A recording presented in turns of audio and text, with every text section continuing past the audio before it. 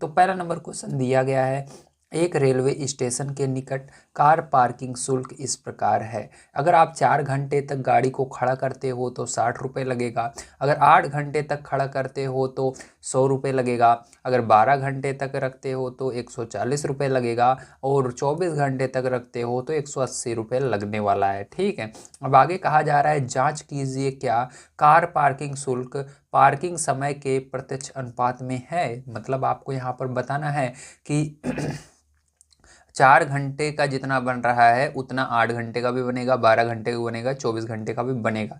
क्या ऐसा हो रहा है? तो चलिए हमको यहाँ पर क्या करना होगा, भाग देना होगा। 4 से अगर हम 60 में भाग देंगे तो 1 घंटे का निकल कर आ जाएगा पार्किंग कितना लग रहा है। इसी प्रकार से 8 से 100 में देंगे, 12 से 140 में देंगे और 24 से 180 में देंगे। तो सब में हमको 1-1 घंटे का पार्किंग शुल्क निकल कर आ जाएगा। अगर सब बराबर आ रहे हैं तो ये क्या होगा, प्रत्यक्ष अनुपात में होगा। नहीं आ रहे हैं तो प्रत्यक्ष अनुपात में नहीं होगा। तो चलिए कॉपी पर चलते हैं और इसको हम हल करते हैं। तो देखिए हमको 1 घंटे का पार्किंग शुल्क निकालना है, इसलिए मैंने लिखा 1 घंटे का पार्किंग शुल्क। ठीक है, अब इसके बाद नेक्स्ट क्या करना है आपको ध्यान से समझना है। तो यहाँ पर ए पहले नंबर के हम निकालेंगे। तो ए बराबर देखिए आपका क्या लिखना है, यहाँ पर ध्यान से समझना। पहले मैं बुक में आपको दिखा देता हूँ ताकि आपको बड़ी तरीके से समझ में आ जाए। तो ए में देखिए पहला नंबर क्या है, ए नंबर ये होगा, बी ये होगा, सी ये होगा, डी ये होगा। तो हम क्या करेंगे, 60 में 4 से भाग देंगे। तो आपको क्या करना है, यहाँ पर ए में लिखना है 60 पहले ऊपर लिखिएगा और 4 नीचे लिखिएगा। अब समझ में आया 60 कहाँ से आया, 60 देखो ये रहा रुपए था और कितने घंटे खड़े कर रहे हैं उसको भाग देना है। तो हमारा 1 घंटे का निकल कर आ जाएगा। ठीक, तो यहाँ पर क्या करेंगे, पहले जो हम भाग देंगे तो 4 से जब आप इसके अंदर भाग दोगे 60 के अंदर तो कितनी बार में जाएगा जल्दी बताइए। तो देखिए 4 एक कम 4 बचेगा, यहाँ पर 2 और 0 20, 4 पंचे 20, तो कितना 15 रुपये निकल कर आया। कितने रुपए निकल कर आया, यहाँ पर 15 रुपये निकल कर आ रहा है। ठीक है, अब देखो ध्यान से, अब चलो इसको मैं रुपए भी बना देता हूँ, एक काम करता हूँ ताकि आपको और अच्छी तरीके से समझ में आ जाए। ठीक है, अब समझ में आ रहा है, वेरी गुड। अब देखिए बी नंबर का हम देखते हैं। ठीक है, तो इसी तरह से आपको अगले में क्या करना है, आपको 100 में 8 से भाग देना है। तो यहाँ पर लिखिएगा 100 भागे 8। तो इसके अंदर पैर जो भाग दे दोगे तो आपका कितना आएगा जल्दी बताइए। तो जब आप इसके अंदर भाग दोगे तो आपका 12.50 आएगा। ठीक है, तो इतना रुपए निकल कर आया। आप सी नंबर का देखिए ध्यान से। तो सी में देखिए आपका क्या है, 140 है, 12 से भाग देंगे। ठीक, तो 140 ऊपर लिखेंगे और नीचे 12 लिखेंगे। अब इसके अंदर भाग दे देंगे। जब आप इसके अंदर भाग दोगे फिर तो कितना आएगा जल्दी बताइए।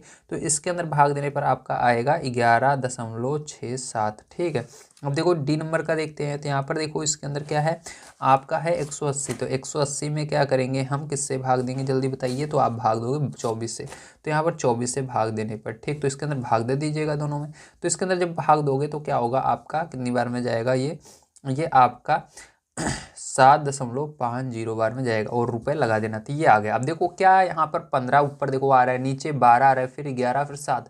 क्या सब बराबर है इस साइड जो आपके पैसे रुपए आए हैं? तो नहीं, ये 15 रुपए है, ये 12.50, ये 11.67, ये 7.50, तो बराबर नहीं है। तो यहाँ पर आपको लिखना होगा। ठीक है, तो चलो यहाँ पर हम लिख लेते हैं। तो यहाँ पर आप क्या लिखेंगे, यहाँ पर लिखेंगे, यहाँ 1 घंटे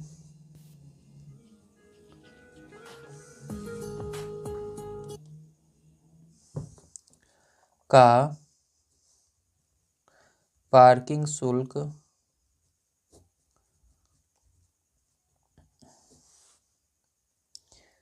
समान नहीं है। ठीक है,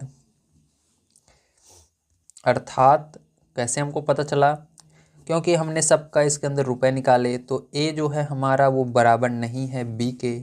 ठीक है, और हमारा बी जो है वो सी के बराबर नहीं है, और सी वाला जो है डी के बराबर। मतलब कोई भी सब बराबर नहीं है। देखो कोई भी एक दूसरे के बराबर नहीं है। यहाँ पर अगर सब बराबर होते तो होता।